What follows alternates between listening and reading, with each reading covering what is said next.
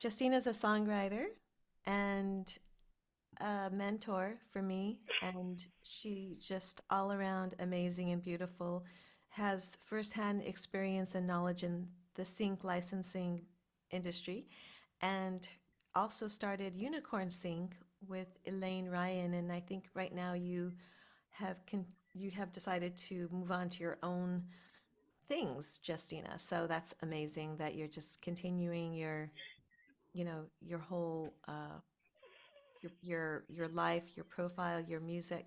You're also writing tons of music. I see you started with Lady Sloth is amazing music, and so um, I'll just say a little bit about Pandion. We are a nonprofit, Pandion Music Foundation. We're musicians, creators. We're music creators helping music creators, and we're all woman led and based out of Los Angeles. And the whole goal really is to be a hub and a bridge for musicians and creators into music licensing, just for legal, you know, legal advice. And we're here also to give ideas about how you can collaborate with each other. And in the future, we'll be finding ways to give grants and scholarships to people that qualify, and partnering with other schools and other mentors as we go along. So that's a little bit about Pandion.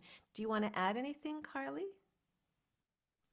No, I think you've got mostly all of that in there. Sorry, I was trying to mute all the participants. Multitasking as well.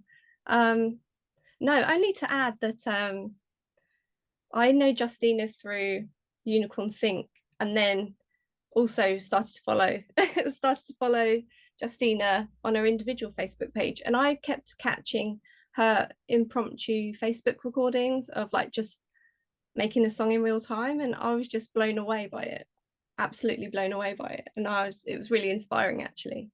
So I hope to make one of your songwriting, maybe not the in-person ones because I'm in England, but if you do any on Zoom or if I can join by Zoom, I'd love to. She does, and they're amazing, and I think I'm hooked. I keep signing up. You can't keep me away, Justina. So on that note, I would love it, Justina, if you can introduce yourself officially and tell us a little bit about you. Sure. Yeah. Wow. What a sweet introduction. Thank you both. I'm really happy to be here. I've been excited about this. I just love having moments to connect to other people virtually because I really don't like to put on real pants and leave my house. So this is fun. Yeah. So I'm Justina. Rebecca already shared a bit about me. I can go super in depth or I can be more surface level. Which should I do? Combo, A whatever's in your combo. heart. Okay, well, it started in the womb. I was born in New Hampshire. You guys want to know the entire life story?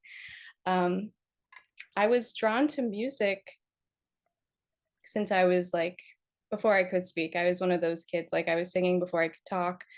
My mom like wouldn't give me candy unless I would like sing her a song. That was like our barter. So I don't know. That's good parenting, I think. I would sing a lot. And um yeah, I ended up going to music school in college and discovering a love of teaching there um, when I got my graduate degree in Miami. And I started teaching at different prisons in Miami. And that I feel like was sort of when my career began, weirdly. Um, I learned I learned so much working with um, working with the students in prison and what their struggles were and learning how to um, teach them how to write music and like get to experience something so raw and visceral about like the experience of someone who is in prison. And after that I was hooked. I was like, okay, everybody has something really really important to say. Like every person has something super crucial within them.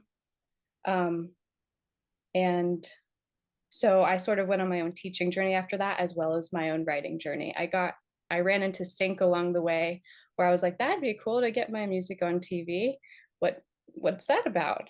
And I ended up taking a course, which I have like equal parts. Like it was a very mixed experience for me. I'm a person who struggles deeply with authority and people telling me what to do, or these are the rules to succeed in sync. And so immediately off the bat, like being in that course, I was like, what are you going to tell me what to do? Like, no. And so, I mean, I could get more into this later, but some of the rules that I was given in this course just didn't sit with me. And I think that's like recognizing that was kind of when my sync career started, when I started to take note of what sits with me and what doesn't sit right with me. I spent like a year and a half writing songs about this is my perfect day, this is the best day ever. And for me personally, that wasn't like what my heart wanted to say. That wasn't like my artistic message. And so like I felt like I was beating my head against a wall by like writing about my perfect day like all the time, when I'm like, I don't actually feel like I'm happy. And so I'm writing about this is the happiest day of my life. And it just, something wasn't lining up. It felt like a misalignment for me. And so I started breaking rules, and then I started seeing syncs. I can leave it there for now. That's where I am now. I'm a songwriter. Like that's my main thing. I love to write songs. I love to help other people access the voice that wants to be heard. I don't really believe in teaching people how to write a song a specific way. I more believe in creating a space where somebody can access their own unique voice and inner wisdom, which I feel like is hard to come by in classes where it's like, here's a formula, here's how you do it. You end up getting a lot of perfectionist voices and critical voices that are telling you, nope, that's not good, that's not syncable, that's bad, that's not worthy of being on the page. And I have not seen success with those critical voices running the ship. So I like to create spaces where, of course, the critical voices will still be there. Of course, you'll still hear, is that syncable? Are you a loser? You know, the things that I hear, where I'm like, okay, take a back seat. Like, what actually wants to be said here? And what is the bud that like wants to blossom here? So that's kind of my deal. I love that. What is the bug that wants to blossom here? Is like exactly sums you up. I think that one of the things that I love about you in learning and working with you and taking your courses with songwriting is, you know, you're you're not afraid to cuss. You're not afraid to show your sweat, your blood, your like I think I've mentioned this to Maya. She just got on your stinky underpits. You know, we're not afraid to show that we bleed. You know, that we are human. You know, and in your music and in our pouring out of our emotions in our songs, there's a place for that. You know, and then hopefully it'll work with licensing. But I think that should come first, right? Exactly. Like exactly that. I spent years trying to figure out what writing for sync meant. And I just speak for myself because really there's so many different ways to success here, so many different ways that work. I do not claim to be the oracle on sync, especially with Michelle in the room. um, but I really believe, um, I so don't believe in writing for sync. Okay, we're on the same page. Woohoo! Like your artistic vision is the thing that wants to be heard. Um, always the truth. Artists are the gatekeepers of the truth. And so if we're not going to say the truth, who is going to? And I think that there is, yes, there are specific things that you can do to have your song stand out, having the right production, writing, you know, a good poppy vocal melody. But in terms of like what you write about, I will always say write about what's real, what's true. And um, I like to I like to think of my like the way I go about this as like I'm a reporter. I'm not Justina, I'm not myself. I'm not like this vulnerable, precious child who's like bearing her soul to the world. I am I'm a reporter. I'm reporting the news, and there is news all around us. There are stories everywhere. There's an infinite number of stories. Um, and it sort of takes the pressure off of like, is this too personal? Is this too real? Like, can I really say this? Do I have permission to say this? If I'm simply reporting, if I give myself infinite permission to just, number one, feel what I'm feeling, and number two, let that be worthy of being on the page, whatever it is. And so I get to my best ideas by letting all of the ideas be worthy, even the crap ideas, and simply inquiring. It's like it's an inquiry, it's a question. What is this experience like for you, Justina? Oh, well, Justina, I'm just procrastinating. I'm not doing anything and my life isn't interesting and I feel depressed right now. There's nothing really to say. Oh, interesting. What is it like to be depressed? What is it like to procrastinate? You think the story ends there, but the story really begins there. What is it like to procrastinate? What's in that? What does it feel like? Instead of the critical voice of like, no, you shouldn't be procrastinating. No, that's bad. That's wrong.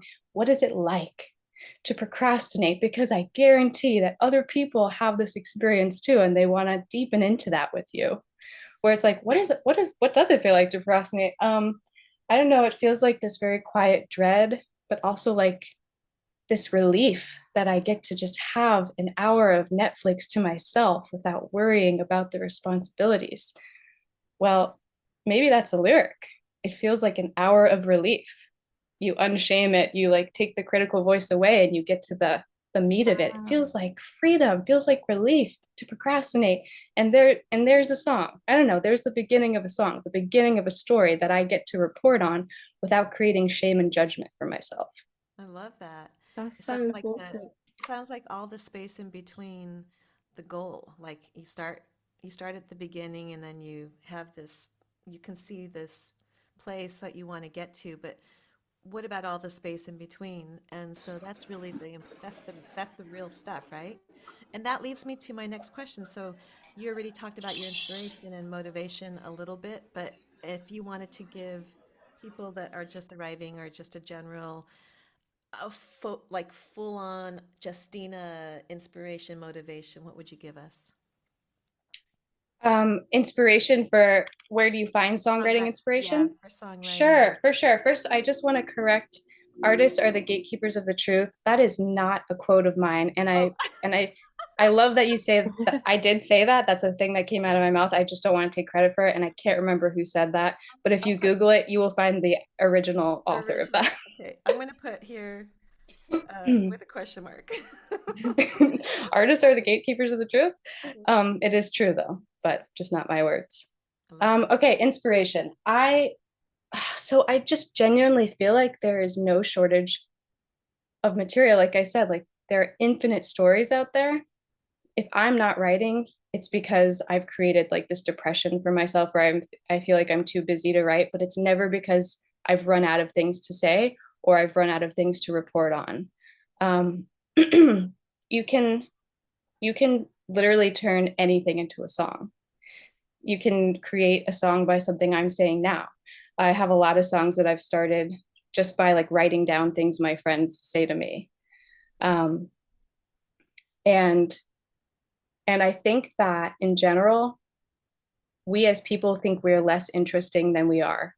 We are so deeply interesting. We have so much complexity to us that we often dismiss or override. And so I think, just not to harp on this, but I think the permission of giving yourself that space to feel and say whatever's on your mind. Everyone has intrusive thoughts, right? Like, what if I just like swerve my car off the road right now? Or like, what if I just kiss this person? I don't know. It's like maybe dark, but like, let's not be afraid of the dark, right? Right. So these are the thoughts that pop up in our heads, like on the daily. I don't know. I'll speak for myself. Like, there's a song there.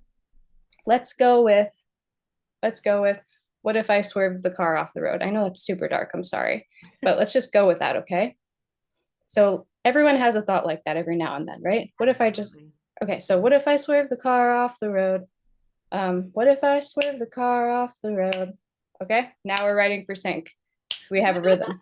What if I swerve the car off the road? Then we want to have another melody that's very similar, like right? We're locking it into the grid now. Everyone can do this. Everybody can do this. The melody wants to repeat. Okay, now I'm going to talk about melody because that's just where we ended up. So, what if I swerve the car off the road? It's very conversational and it has syncopation in it, right? Da da da da da da da da. So the next line wants to be the same or very similar. Something that I don't know. Just make it up, right? And then we can go back to the original melody, right? The and then maybe something different after that. Da da da. You know, let it be a little bit different, right? So like writing for sync for me is like it's like this precarious balance of familiarity and newness. It's like, okay, the listener wants to hear that again. That creates safety for them if you hear a melody repeat twice, but you don't want it to repeat 3 times. Then you want to give them a little something new after that. So we have a song about intrusive thoughts, right? I'm swerving the car off the road. I don't know what the rest of the lyrics are because I'm on the spot. So that's maybe like a verse idea, right? And then this is very like in the guise of sync too, because music supervisors look for songs with dynamic sections, and that helps them have clean edits. So you want a different section. You want sectional identity, what I call. Each section wants to live in its own world and have like a different vibe. So if the verse vibe is like the melody is pretty contained and syncopated. The next section, I want to do the opposite, or I want to do something really different. So I might do like, like something that's less syncopated. And that goes into a different part of my range vocally. Because I don't want to give away all of my like vocal tricks at the beginning. I want to like make them work for it, right? Right. So, oh, la, la, la, la, la, la, la, la. Oh, my intrusive thoughts, how my mind gets away from me, so something like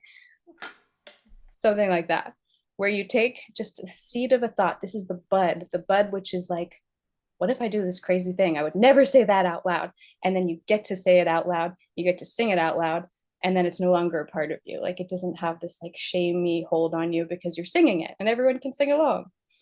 And then I could definitely go down a rabbit hole about melody and stuff like that, but generally speaking, when I write period, which is like writing for sync, I'm thinking melodically, section by section, how do I make the next section different or opposite or contrasting to the last section while still maintaining the integrity of the song, like the vibe of the song. And the ideas I just came up with on this call, they could work. And the reason why they work is because I allow myself to sing all the fucking time and record it on my phone and have a lot of terrible ideas. Permission to feel, to sing, to write, let it all be worthy of being said. That's how you get to the truth. Wow. I love that. I'm just feeling like I'm in a church right now and getting the gospel of Justina. Oh my God, that's awesome. Thanks. Really, seriously. I mean, that's kind of how I look at people. Like, not necessarily I need to go and, pray to Jesus or pray to God or, I mean, that's just me. Sorry, everyone. But I could pray to someone like, Carly or Justina or pray with you. It's more about like, Or the I universe. feel your truth. Your truth is showing. That's what I'm talking about. When I say the gospel of Justina, your truth is coming out, and you're sharing with us your beauty and your secrets. Whether it's for sync or not, it's just gorgeous.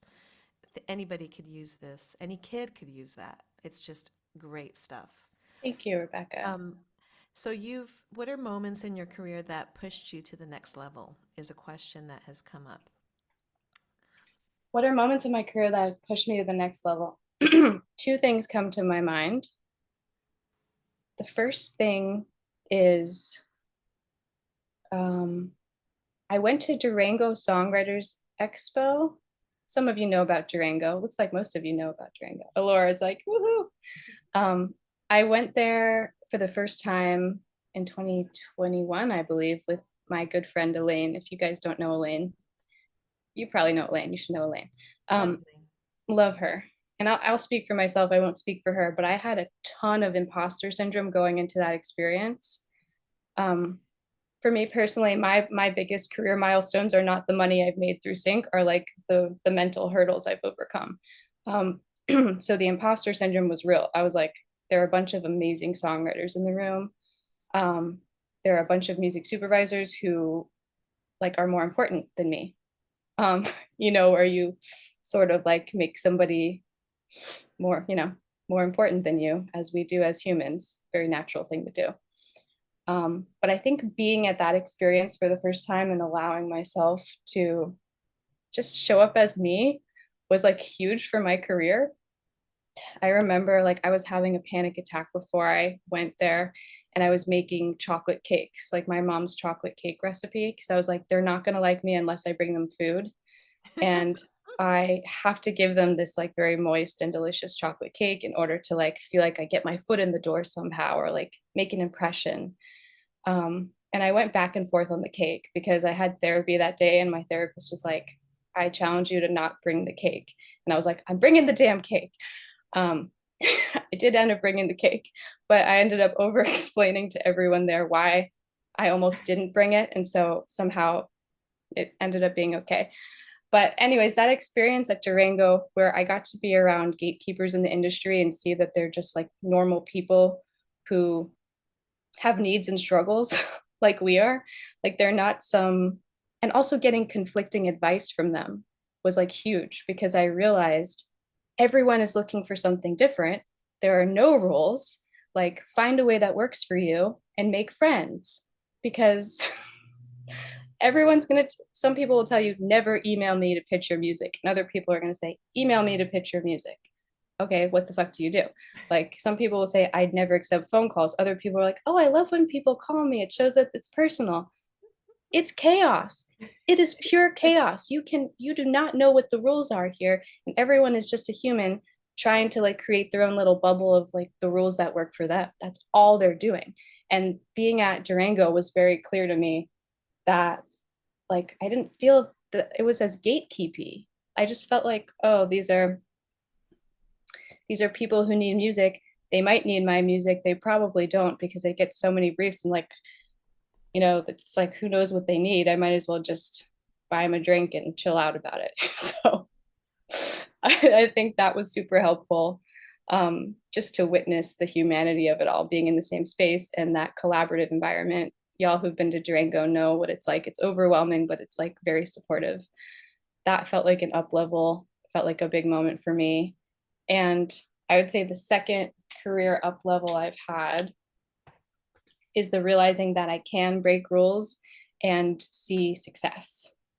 I know I'm just like going with the rebel thread for this call, because it's true for me, where the class I was in literally told me, do not write duets, do not write songs with romantic lyrics, do not write ballads.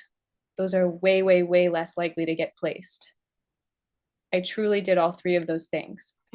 I wrote a ballad with romantic lyrics, and I had my friend Ben sing on it with me. It was a true duet. It was truly breaking all of the no-nos that they told me. And that was my first placement. And it was just like earth-shattering to me to be like, I spent thousands of dollars on this course telling me what to do. I did the opposite of what they told me, and I made money doing it. And the best part of it was I didn't write that song about my perfect day, because that wasn't what was true for me.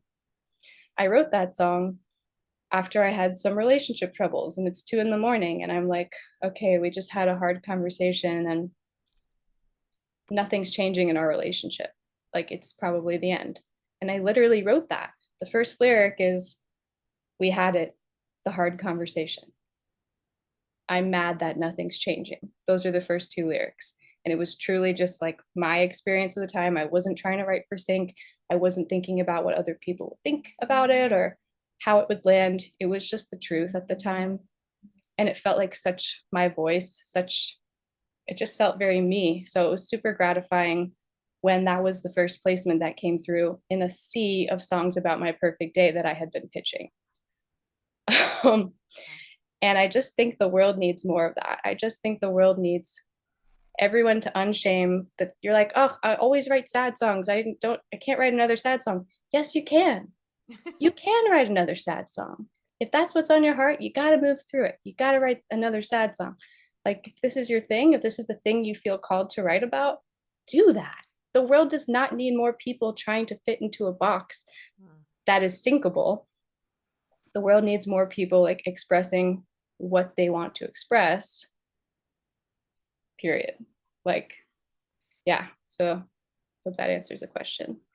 Wow. Yeah. I mean, it answers not just a question, but it also, I think it touches deeply with all of us as music creators and musicians who started for the love of music, and got into looking at licensing as an option, or started off as music licensing, but a great way to take this idea and own it. So I think this is just good for everybody. Next question. You've participated in multiple songwriting competitions, such as Carnegie Hall's songwriting competition, UK songwriting contest. Can you talk about these and how you found opportunities like this in the past? Mm-hmm. Yeah, absolutely. Um, it's a short answer for me. I Google songwriting competitions. I used to do it all the time, almost daily. Like, are there new ones? What's available? I know ASCAP has, if you Google like ASCAP songwriting competitions, has like an article about some of the best songwriting contests to apply to. I spent many, many years just sending my music into any contest I could find. Wait, no. No. Oh, somebody's unmuted there. Hi, Jess. Um, yeah, and I think, yeah, so the UK songwriting competition, there's one called the New Leaf songwriting competition. There's a Johnny Mercer experience. There's the Carnegie Hall one. I think they only did for 1 year. And then there's like the classic, the ISC, the International Songwriting Competition. That's the huge one. And yeah, so I've won I won a few of those competitions, which really, if I'm being completely honest, it's more just like a feather in my cap to say like, oh yeah, I won that contest. When I look at all the contests I didn't win in, submitting songs that I cared more about, I'm like, yeah, it reminds you that it is to an extent arbitrary and subjective. The songs that I won, I'm like, okay, that one, that's fine. But what about this one that you hated? Like, this is the one I love. So I don't know that I would necessarily like recommend songwriting competitions unless like the prize is like a cash prize or something you feel like you really want, because I don't feel like it has given me like more clout or connections, or I don't think it makes me have more merit as a songwriter having placed in them. It's just like a fun thing to say. So yeah, they're on Well, Google, they're out there. I love that you did it anyway. It's almost like that adventurous, fearless spirit in you comes out. It's almost the rebellious side of you as well, saying, "Hey, I'm going to do this, regardless of whatever." It's that coming out, and the fearlessness approaching music and songwriting that you do is all tied into it. So that I think it kind of goes great with you. I actually have never entered a competition, a songwriting competition. So now I'm going to probably have to do it because I've never done it. Just for funsies, yeah. Just because, it's like one of those things. It's like, oh. But okay, so next question. What advice could you give to people looking for collaboration opportunities or songwriting inspiration? Um, Collaboration opportunities or songwriting inspiration. Well, I mean, to plug Pandion, but groups like Pandion that are gathering creatives that are just like have a thirst to learn more, great spaces for collaboration. I bet there are 50,000 co-writes that could happen in this room alone, just with the people that are in the Zoom room. Like, I wonder what's possible here. And we are all here now, so why not just like send a private DM, be like, hey, want to write something? Um, that's what it's for. I feel like that's what Pandion is for, right? Yes, it's So exactly that. Yeah. yeah, One of the things that we're opening it up for. Yeah. sure.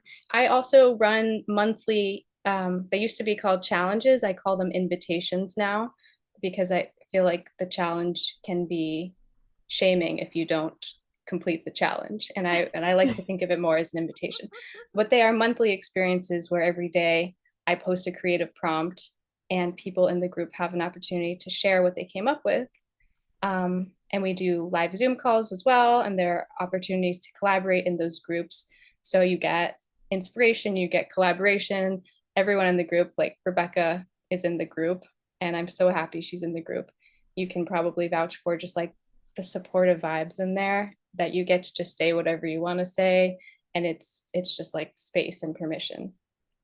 Absolutely. I compare it as being naked, in front of you all. Like taking Justina's course allows me to take, like an onion, take the peels off and just get right into the juicy part of the onion or the or the orange part. Like I just feel like we're allowing ourselves in your class, you're giving us the permission to just, be really raw and and go right to, like, nothing is shown, nothing to hide.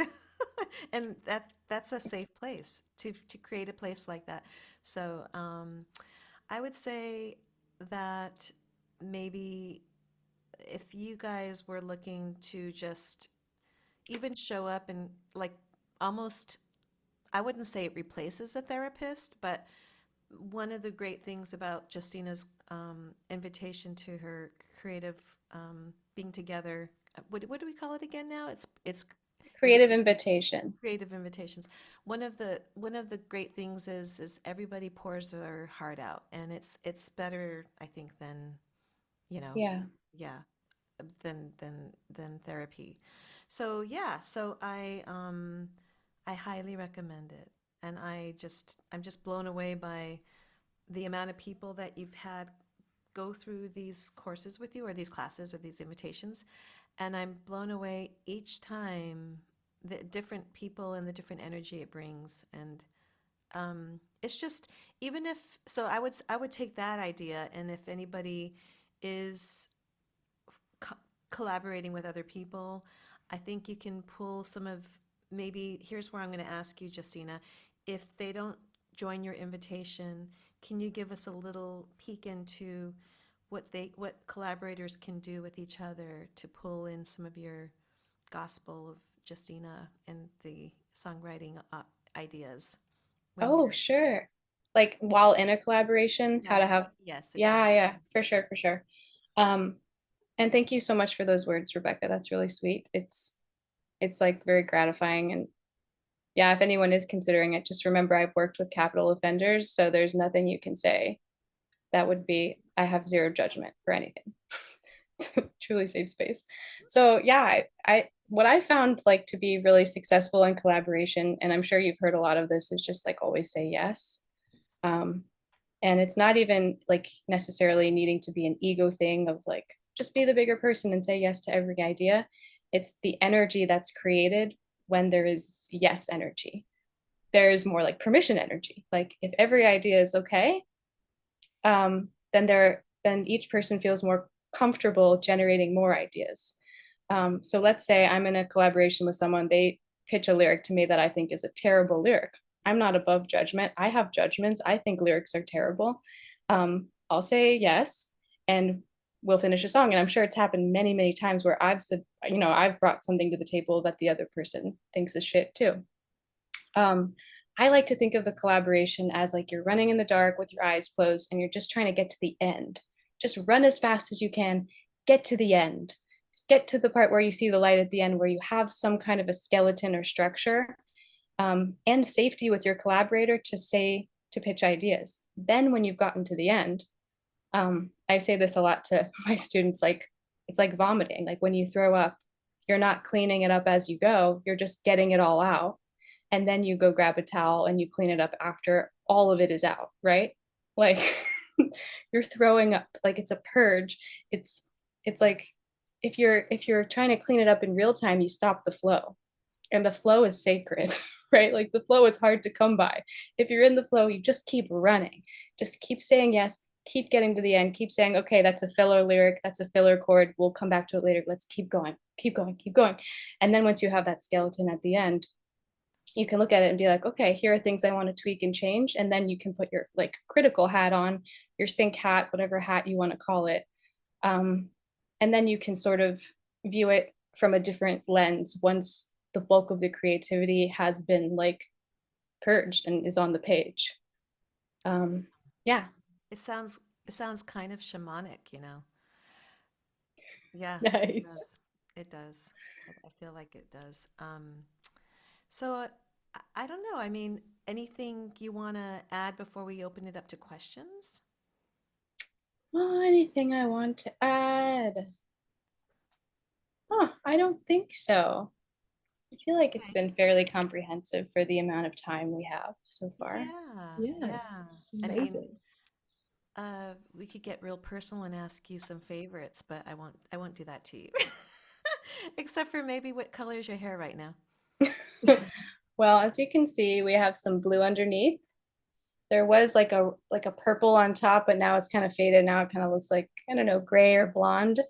Love Um, it. but I was saying earlier how I came back from a trip from Mexico and have this weird feeling of like wanting to be brown again, like wanting to be natural, which is Mm. the first time I felt that in years.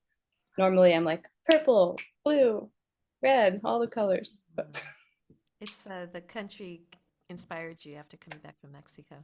yeah, Well, let's switch. We'll switch. I'll get your colors and you can take mine I would love to see everyone here with unicorn hair. and Just do it once in your life. Just say you've done it.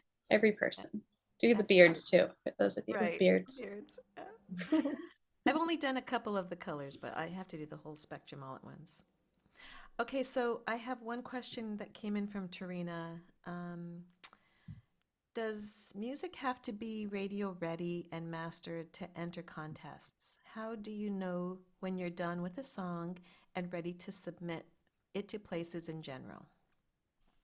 Okay, let's go with the first question. Okay. Um, can you read it one more time, actually? Does music have to be radio ready and mastered to enter contests? Is the first question. Radio ready and mastered.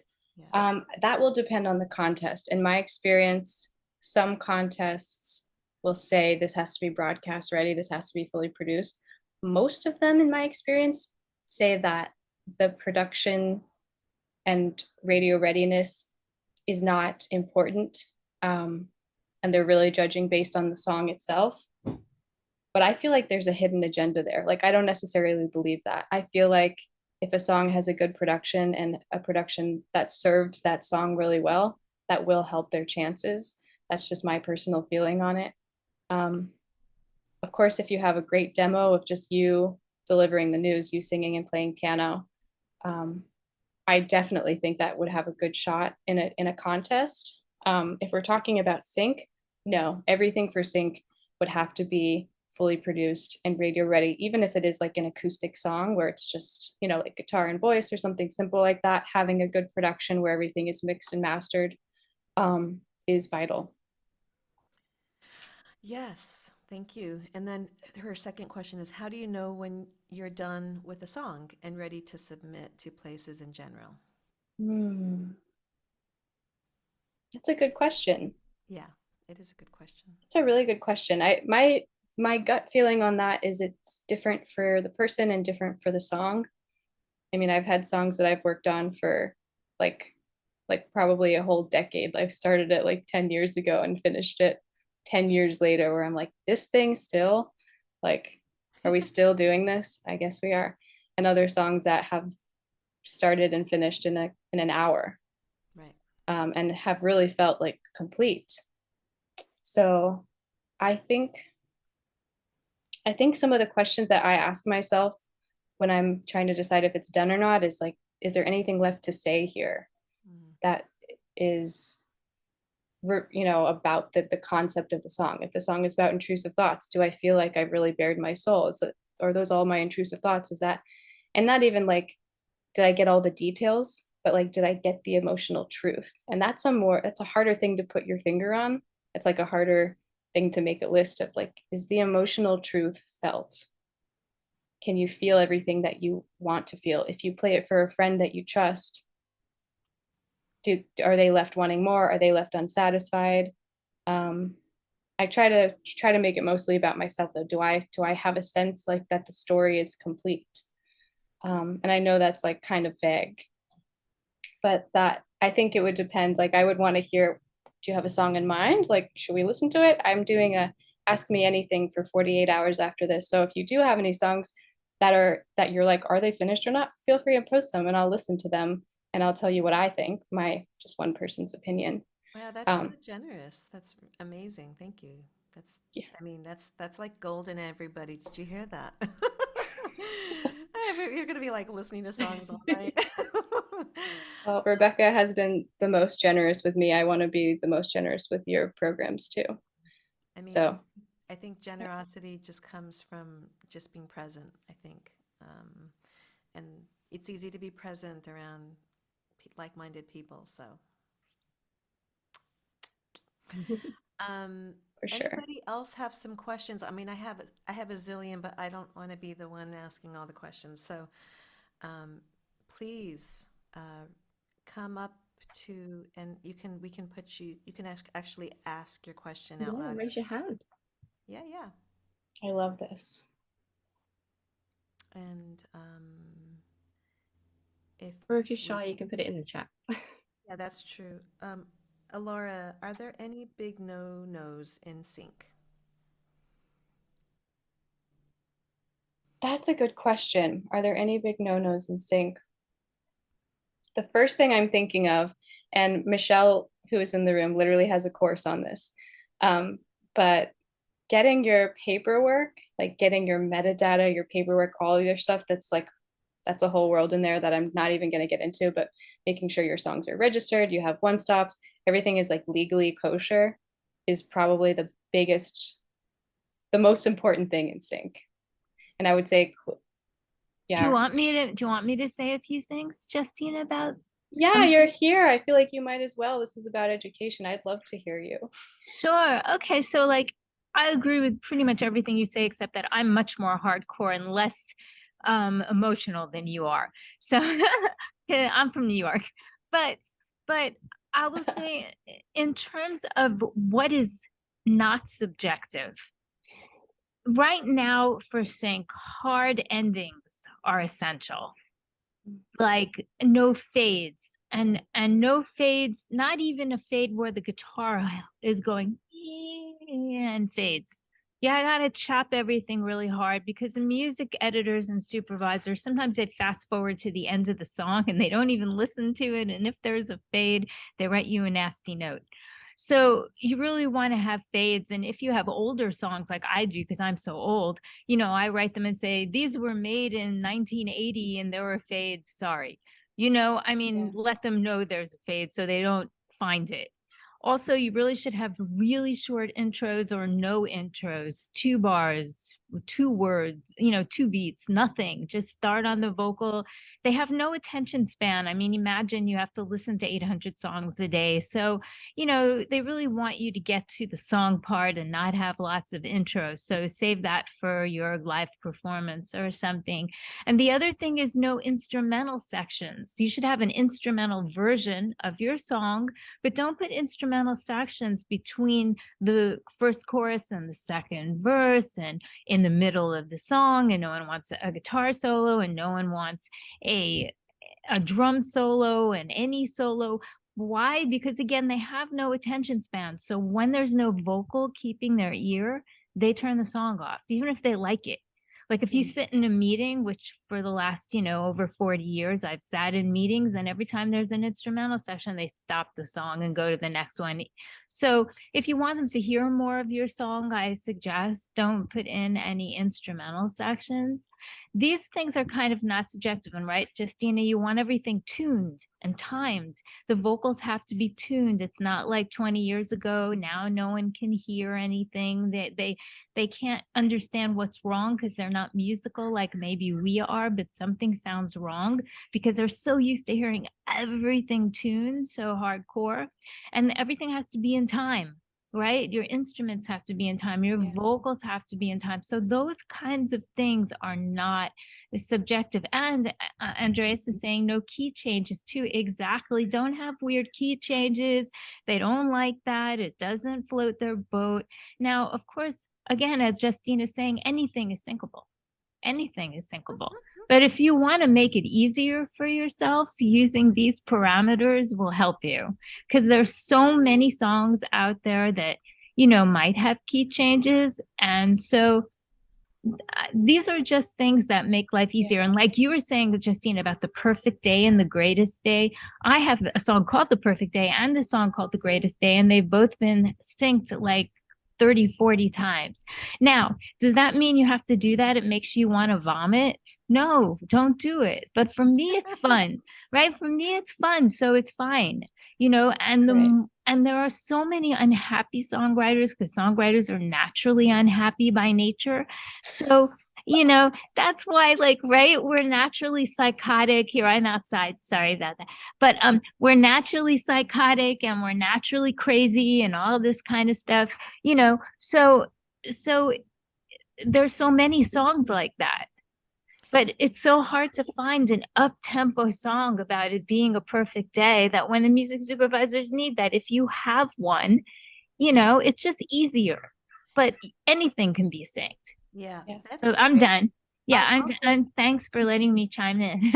all good stuff, Michelle. I mean, I'm so excited. Just to do a little plug, Michelle will be one of our mentors early next year, and we'll give more information about that. And thank you, Yeah. Michelle. And Justina, it was awesome. I love everything about your heart and your soul, and and that you're getting syncs that way because, you're defying the odds, and that shows everyone here that it's possible. Yes, Thank exactly. you. I think it's really awesome to have both our perspectives here. Michelle, I'm so grateful you said that. That's really practical and really useful I would imagine really useful for everyone here, myself. Yeah, practical. That's a great word. Yeah, just practical, Yeah. So write your heartfelt songs, but have a hard ending. No fades. No fades. I love Yeah. that. Yeah. I did one project that I had to refix 80 mixes. It took me 11 hours because they did end hard, but like they ended on sometimes the 2 or the 3. They had to end hard on the tonic on the downbeat for this company because they were German. Can you imagine? It's like, Achtung. So if you can end your songs on the tonic on the downbeat and still make them emotional and passionate, go for it. Awesome. That's amazing. Thank you, Sorry. Michelle. Bye. Thank you, Justine and Rebecca. So yeah, that's really great stuff, and everything that Michelle said, and then my head goes and my heart goes back to Justina about breaking the rules, and Yeah. Michelle just said that too is where do you find that happy balance, right? And Well, yeah, maybe it's like, that's a good segue for you to talk, Justina. well, I mean, I don't know if I have any new ideas around that, but more around like the 2 different hats I was speaking of, like the creative hat where you're just running in the dark as fast as you can until you get to the end creating, you're in like the flow. And then like the second hat you put on, which is the critical hat, which is where you get to be like, let's have a hard stop at the end. Like, let's make sure there are no key changes here. Let's see if I have enough sectional identity between my verse and my chorus. Like, is the melody syncopated in one section and long and sustained in another section to create interest and emotional build and things like that? That's where you can be critical and see, am I checking these boxes, for which I hate to say, but sometimes I do, where I'm like, okay, this bridge is like a 2-minute long bridge. Maybe I can shorten it to be a 15-second bridge, or like, and not being precious about it either, being like, whatever I cut, I can always put in another song,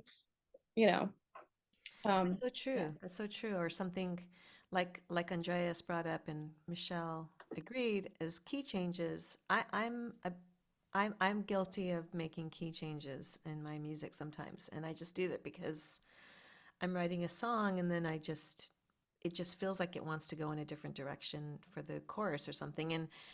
And I think you're right, Andreas, but I also wonder, like, is maybe there's some place where you can break the rules there. I'm not sure though. That's just a question I'm asking all of you.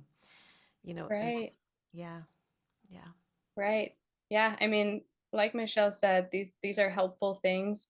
And I mean, there's a song I have with the key change that a music supervisor loves and was like, I didn't think that key change would work, blah, blah, blah. And I'm not saying this to be like, just break all the rules and just do it with reckless abandon. I'm saying if it feel like, don't be reckless about it. The reason I had the key change was like, it was very intentional and very like purposeful and like, because I want to, I feel like this serves the song. And so you can ask yourself, am I doing this to be cool? Am I doing this because I think I should? And if it's to be cool or if it's because you think you should, then don't. Like do it because you want to.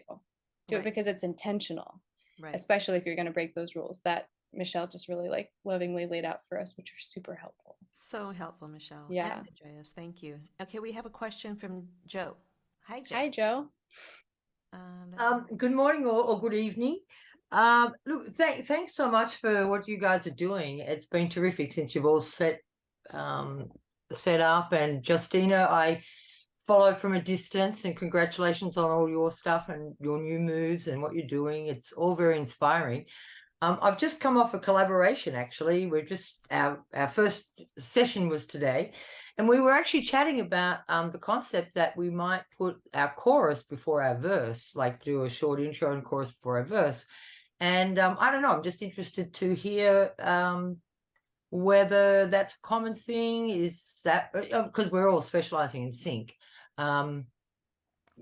Yeah, I mean, is that a rule to be broken? Is that a rule? Is that a, we just thought we'd try and get into the track fast. So we thought we'd go with the chorus and do a hook. So I don't know, is that something that happens, or Yes. should we stick to a formula, like maybe change it around? I mean, without having heard the song, I think yes. They always say, don't bore us, get to the chorus. The chorus is like the hookiest part of the song. If you start with that, I'd say that's a good thing. Well, I just thought of Dancing Queen. That song came to my head. Doesn't that song start with the chorus? You can dance. Yeah. Yeah, starts with the chorus. Yeah, brilliant. I think if that is like the where you ended up in the natural flow of it, like for sure. And especially with music supervisors listening to that, having that be the first thing they hear, I think that's good. Putting your best foot forward. Like if that's the hookiest part, I say go for it. That's reassuring. Like they're a great team, like there's three of us, and we were chatting about that, and we also thought this is our second collaboration. Our first one went really, really well, but there are things we want to improve on our first one. We had good learnings out of it in terms of how we produced our song. And the second thing that we were talking about this morning was around the idea of whether to write our chorus first and nail down a hook for the chorus, or go more linear. We're sort of like thinking to go a bit non-linear with this one in our structure, like maybe go chorus first and then get the hook, and kind of reverse engineer it, because often what we do is we'll start and then we do it linear, and then we've got to try and find this build, and then all of a sudden we realize, well, we're building nowhere because we've already, so it's trying to get that dynamic right is what we're trying to get our structure laid properly before we start this time. Yeah, got it. What is the song? What is it called? Well, we don't really have it. It's kind of like a female empowerment, perhaps possible for sports. It's all about being proud. It's about stepping on the shoulders of our mothers and the women before us, that kind of thing. But without actually saying it, we're trying to keep it universal. So, but in a positive light, it has a very positive twist, although it's making, it's got a really fun beat, good strong groove to it. So it's high energy. Cool. Well, I'm curious to Yeah. hear it. I say trust your instincts on that. As you reverse engineer and as it comes together, you can never quite plan how it's gonna come to fruition, right? Yeah, well, Sometimes. that's true. Yeah. I think one of the things that I've really enjoyed in this collaboration, I think you were talking before, I found that it's so just been wonderful. It really, really keeps my chops going by collaborating, because in this one, as I said, being able to build on something from our prior writing together. So we're really looking forward to become a regular collaboration now, because we've gelled really well and we're very open, and it's no issues about that, and we're all learning and share our skills. But I just yeah, we had a lot of fun this morning, and so when I came onto yours today, which I've been dying to get to, it was perfect because everything you've been talking about was kind of the things that we were mulling over as our first meeting today. So thank you all very much. Thank you very much, Justina, and That's to awesome, Pandion Joe. I'm happy to for see you. yeah. Well, that's why I've got bad hair hat today, so I've got my hat on. But it's Thank you, early Joe. here. And the only other thing I want to finish off with is to Pandion. I really appreciate the mission of your organization. I really, really do, because like even for myself, it's there's so much to do and so much cash flow to get, and this is just gold, and it's a great gift. So from down here in Australia, I just want to send all back, and I know there's a couple of girls just down the road from me who are part of Pandion. So thank you very much for what Right. you're doing. Thank you Appreciate so it. And much. thanks again for your wisdom. Yeah. Thank you, Joe. Yeah, that would be Joe, the other Joe, the Jordan Stovey, and Carl's Wolf. We have a great team ahead with us. We have two people that came from Music Cares, which were the Grammys, one PR, one with that helps us with social media, and then we have somebody who helps with I don't know if you've heard of Homeboy Industries. Her name is Alexa Russo. We just have a really incredible team. We have a strong board, and I'll tell you guys more about that as we go along in our website and introduce them. One of them is a music supervisor, and we have some really great things ahead coming up. And before we end though, I'd love Justina to just I want you to tell everyone about your invitation and how they can join, and the best way to do this. And if there's a web link I can add in the chat or something. Awesome. Thanks, Rebecca. So currently, if you friend me on Facebook and shoot me a message, that's probably the best way to go about it now. I am under construction with my website. So soon you'll just have like an easy link where you can get all the info there. But yeah, as for now, friend me on Facebook or Instagram or my email address, and I'll send you all the info, their pricing structure, and as well as like what it's like, what to expect.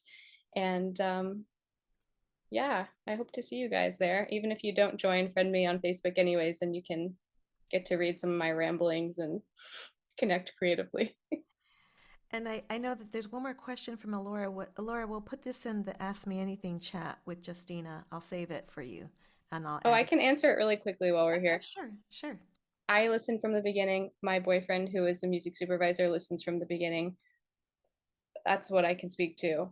That music supervisors do listen from the beginning that I've seen, and look at the waveform and see when the waveform changes, if the waveform grows and shrinks, and so they can tell, oh, a new section is there, and they'll click to where the waveform changes. So that's That's in my great. experience. Yeah, waveforms are like key with music supervisors, so that's exciting. Yeah, and so you can all shoot Justina a message. She will hook you up, and she'll be available for 48 hours. Am I saying? Yes, 48 That's right. hours. Ask me anything on the Pandion website, and thank you all so very much for coming, and we just love you, and thank you, and thank you, Justina. The Gospel Woohoo! of Justina. I think that has to be like something we got to put in one of your invitations. I love that. I'll go with it. Especially as a Jewish person, I love being associated with gospel. Yeah, the gospel. Okay. Well, Thanks for having me. have a beautiful day, everyone. And sorry for, let's see, Ariel, who just showed up. You can watch this. I think we'll have well, no, I know we'll have a Zoom replay, and just look for it and ask Justina anything you want on our website and on social media, Facebook. Ask me anything. Thank you all very much. Take Thank care. you. Bye. Bye.